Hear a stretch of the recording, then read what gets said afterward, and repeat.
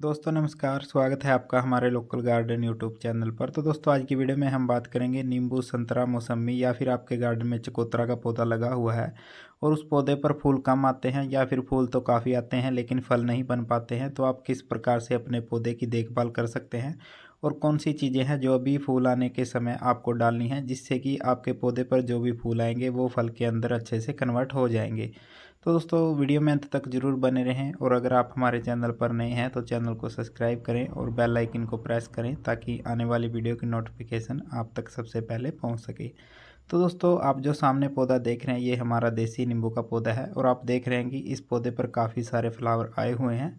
और दोस्तों इतने तो इस पौधे पर पत्ते नहीं हैं जितना कि इस पौधे पर अभी फूल आए हुए हैं। तो दोस्तों ये हमारे दो पौधे एक साथ ही लगे हुए हैं। इस तरफ जो है ये हमारा नींबू का पौधा है और उस तरफ हमारा जो है संतरे का पौधा है। दोस्तों दोनों ही पौधों पर बहुत ही अच्छी जो है फ्लावरिंग हुई है।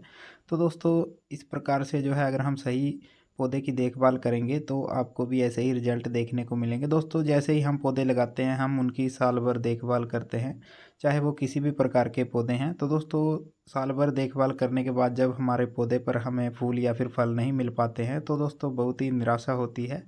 दोस्तों अगर हम सही टाइम पर सही तरीके से और सही खाद अपने पौधे में डालेंगे तो हमें बहुत ही अच्छे रिजल्ट देखने को मिलेंगे और अगर हम गलत टाइम पे गलत तरीके से खाद डालेंगे तो उसके हमें कोई भी रिजल्ट नहीं देखने को मिलेंगे। जैसे कि होता क्या है दोस्तों कि कुछ जो है पौधों में समस्या आ जाती है कि उन पौधों पर फूल ही नहीं आते हैं और पौधा काफ़ी बड़ा हो जाता है। तो उसके अंदर भी एक कारण रहता है कि आप पौधे की अच्छी देखभाल नहीं कर रहे हैं और दूसरा जो कारण रहता है कि अगर आप ग्राफ्टिंग प्लांट जो है आप नर्सरी से लेकर के लगाते हैं, चाहे आप गमले में लगा रहे हैं या फिर आप ज़मीन में, तो हमें उसके पौधे की ग्राफ्टिंग पोर्शन भी देख लेना चाहिए। कई बार क्या होता है कि जो देसी पौधा होता है वो नीचे से निकल जाता है और जो पौधा ऊपर अच्छी फलदार वैरायटी का जो ग्राफ्टिंग किया जाता है वो सूख जाता है। तो दोस्तों फल ना आने का ये भी एक कारण रहता है कि हम जो है पौधे की अच्छे से देखभाल नहीं कर पाते हैं और जो नीचे से जो पौधा निकलेगा वो देसी होगा। उस पौधे पर किस प्रकार के फल लगेंगे या फिर नहीं लगेंगे वो जंगली पौधा है।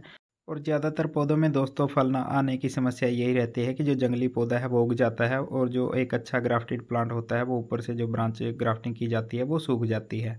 तो दोस्तों अगर आपके पौधे में ये समस्या है तो आपको अपने पौधे को देखना चाहिए कि ग्राफ्टिंग के नीचे से पौधा निकला है या फिर ग्राफ्टिंग के ऊपर से है।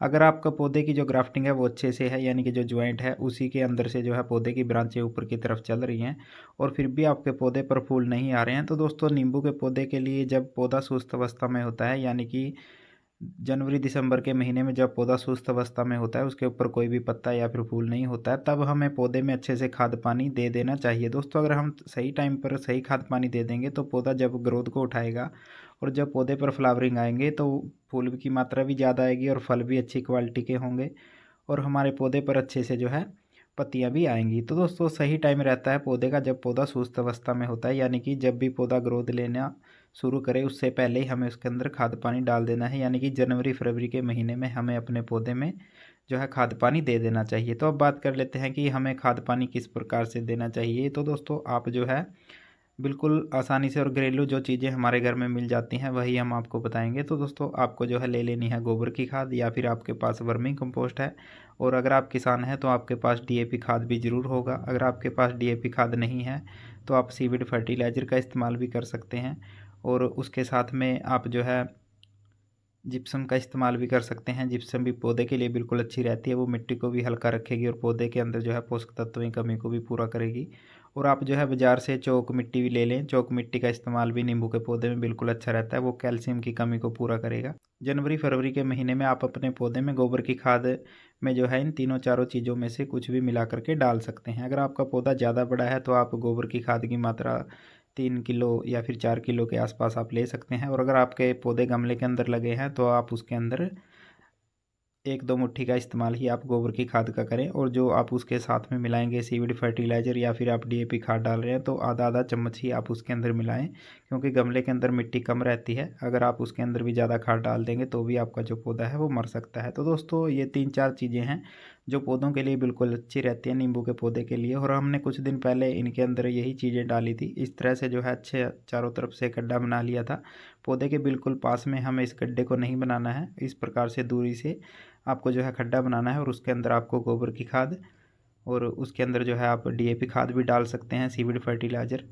और आप जो है गोबर की खाद के साथ मिला करके इन चीज़ों को डाल सकते हैं। और दोस्तों आप इसके अंदर फंगीसाइड पाउडर ज़रूर मिला लें, उससे क्या होगा कि जो पौधे की जड़ों में फंगस आएगी वो भी बिल्कुल ख़त्म हो जाएगी। तो दोस्तों आपको फंगीसाइड पाउडर के साथ ये तीनों चीज़ें आप मिला करके डाल सकते हैं, गोबर की खाद, वर्मिंग कंपोस्ट और जो है आप फंगीसाइड पाउडर उसके साथ डाल सकते हैं। तो दोस्तों इस प्रकार से अगर आप पौधे की पहले देखभाल करेंगे तो आने वाले समय में आपके पौधे पर भी इसी प्रकार से फ्लावरिंग आएंगी।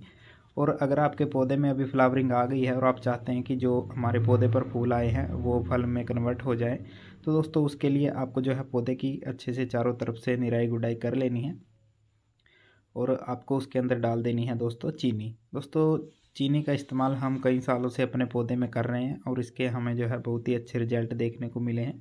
दोस्तों पौधे में जो फल गिरने की समस्या आती है वो आती है बोरोन की कमी से। तो दोस्तों इस प्रकार से जो है चीनी डालने से पौधे में बोरोन की कमी पूरी हो जाती है और आप भी इसको एक बार ज़रूर ट्राई करें अपने पौधे पर, आपको भी इसके काफ़ी जो है अच्छे रिजल्ट देखने को मिलेंगे। दोस्तों चीनी का इस्तेमाल जो है बहुत ही अच्छा रहता है पौधे में, खास करके हमने जो है नींबू, मौसम्मी और संतरे में इस चीज़ का प्रयोग किया है और हम कई सालों से इस चीज़ का इस्तेमाल कर रहे हैं। तो दोस्तों आप इस प्रकार से, अगर आपका पौधा गमले के अंदर लगा हुआ है तो आप अपने पौधे में 1 चम्मच की मात्रा में जो है चीनी का प्रयोग कर सकते हैं।